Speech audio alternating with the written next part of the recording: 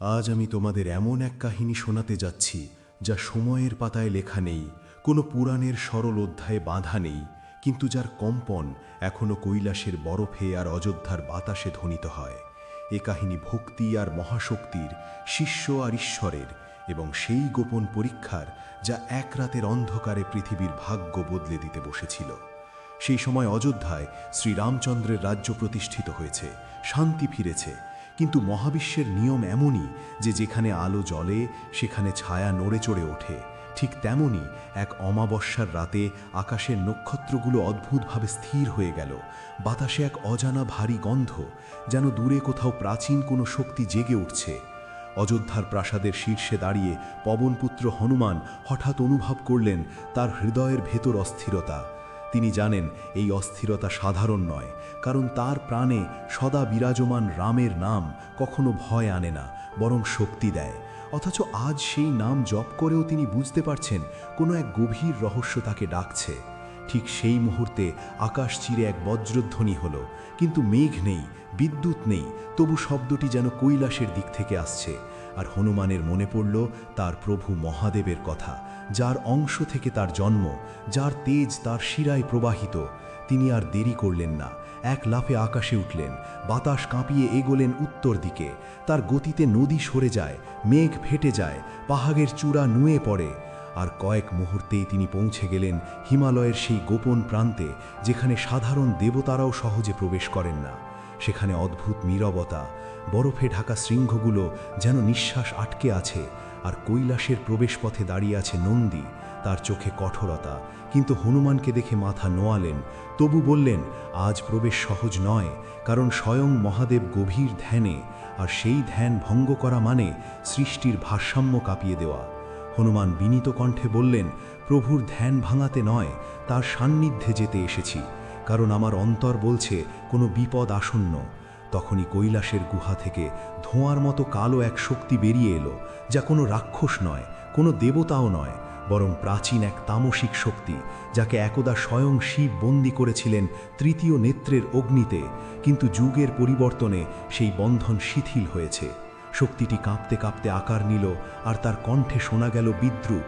সে বলল, ভক্ত আর প্রভুর শক্তি আলাদা করা যায় কিনা আজ পরীক্ষা হবে। হনুমান বুঝলেন এটি শুধু যুদ্ধ নয়, এটি পরীক্ষা, কারণ এই শক্তি সরাসরি আঘাত করছে না, বরং সন্দেহ ছড়াচ্ছে, আর সন্দেহই সবচেয়ে বড় অন্ধকার। তিনি চোখ বন্ধ করে রামের নাম জপ করলেন, তারপর মহাদেবের স্মরণ করলেন, আর তখনই কৈলাস কেঁপে উঠল। গুহার অন্তরাল থেকে ধীরে ধীরে প্রকাশ পেলেন মহাদেব, জটাজুটে চন্দ্র, গলায় সর্প, তৃতীয় নেত্রে অগ্নি, কিন্তু তার দৃষ্টি শান্ত, গভীর, যেন সব জানেন। তিনি কিছু বললেন না, শুধু তাকালেন হনুমানের দিকে। আর সেই দৃষ্টিতে প্রশ্ন, তুমি কি নিজের শক্তিতে বিশ্বাস রাখো, না কেবল আমার আশ্রয়ে? হনুমান মুহূর্তে বুঝলেন এ শুধু দানব দমন নয়, এটি আত্মবিশ্বাসের পরীক্ষা। তিনি প্রণাম করলেন, বললেন, প্রভু, আমি আপনারই অংশ, কিন্তু আমার প্রাণে যে ভক্তি তা আমাকে আপনার সমান শক্তি দেয় না, তবে আপনার কৃপা আমাকে অদম্য করে। কালো শক্তি তখন আকাশে উঠে বিশাল রূপ নিল, তার ছায়ায় হিমালয়ের চূড়া ঢেকে গেল। সে অতীতের বিভীষিকা দেখাতে লাগল, লঙ্কার অগ্নি, যুদ্ধের রক্ত, মানুষের ভয়, যেন হনুমানের মনে দ্বিধা জাগে। কিন্তু হনুমান স্থির। তিনি মনে করলেন সীতার অশ্রু, রামের বেদনা, আর তার নিজের প্রতিজ্ঞা। তিনি গর্জে উঠলেন এমনভাবে যে দিগন্তে প্রতিধ্বনি হলো, তার গদা আলো ছড়ালো। কিন্তু তিনি সরাসরি আঘাত করলেন না, কারণ তিনি বুঝেছেন এই শক্তি ভয় থেকে জন্ম নেয়, তাই ভয় ভাঙলেই এটি দুর্বল হবে। তখন মহাদেব প্রথমবার বললেন, হনুমান, শক্তি তখনই পূর্ণ হয় যখন ভক্তি আর আত্মজ্ঞান একত্র হয়। এই দানব তোমার বাইরের শত্রু নয়, এটি তোমার অন্তরের সংশয়। তাকে জয় করতে অস্ত্র নয়, স্থিরতা চাই। সেই কথা শুনে হনুমান মাটিতে বসে ধ্যানস্থ হলেন। চারদিকে তাণ্ডব চললেও তিনি অচঞ্চল। তার নিঃশ্বাসে রামের নাম, হৃদয়ে শিবের মন্ত্র, আর ধীরে ধীরে কালো শক্তির গর্জন ক্ষীণ হতে লাগল, কারণ সে যে বিভ্রম ছড়াচ্ছিল তা কোনো প্রতিক্রিয়া পাচ্ছে না। হঠাৎ সে ক্রুদ্ধ হয়ে সরাসরি আক্রমণ করল। বরফ গলতে লাগল, আকাশ লাল হলো, কিন্তু ঠিক তখনই হনুমানের দেহ থেকে দীপ্ত সোনালি আলো বেরোলো, যেন রুদ্র আর ভক্তি একত্র হয়েছে। সেই আলো কালো শক্তিকে গ্রাস করল না, বরং তাকে শুদ্ধ করল, তার কালিমা ঝরে করল, আর সে ক্ষুদ্র জ্যোতিতে পরিণত হয়ে মহাদেবের পদে লীন হল। সব শান্ত হয়ে গেল, বাতাস স্বচ্ছ, নক্ষত্র আবার চলমান, আর মহাদেব এগিয়ে এসে হনুমানের মস্তকে স্পর্শ করলেন, বললেন, আজ তুমি প্রমাণ করলে ভক্তি কেবল প্রার্থনা নয়, তা মহাশক্তি। তুমি আমার অংশ, কিন্তু তোমার সাধনা তোমাকে স্বয়ং সম্পূর্ণ করেছে।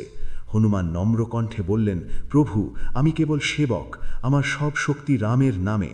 মহাদেব মৃদু হাসলেন আর বললেন, আর সেই কারণেই তুমি অজেয়, কারণ যে নিজের শক্তিকে নিজের বলে মনে করে না, সে কখনো অহংকারে পতিত হয় না। তারপর তিনি অদৃশ্য হলেন, কৈলাস আবার নীরব, আর হনুমান ফিরে এলেন অযোধ্যায়। কিন্তু তার চোখে আজ নতুন দীপ্তি, কারণ তিনি জানেন আসল যুদ্ধ বাইরে নয়, অন্তরে। আর সেই রাতের গল্প কেউ জানল না, কেবল হিমালয়ের বাতাস আর গঙ্গার ধ্বনি মাঝে মাঝে ফিসফিস করে বলে, যে ভক্ত সত্য, সে ঈশ্বরেরই প্রতিচ্ছবি। আর আজ আমি তোমাদের এই গল্প বললাম, যেন তোমরা বুঝতে পারো, জীবনের অন্ধকার যত গভীরই হোক, যদি অন্তরে বিশ্বাস আর ভক্তি থাকে, তাহলে মহাদেবের আশীর্বাদ আর হনুমানের সাহস আমাদের ভেতরেই জেগে ওঠে।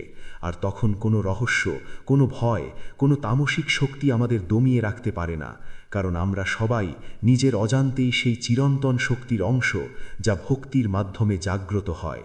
আর একবার জেগে উঠলে সমগ্র বিশ্ব তাকে থামাতে পারে না। ভিডিওটা ভালো লাগলে অবশ্যই লাইক করুন এবং সাবস্ক্রাইব করে কমেন্টে লিখুন হর হর মহাদেব।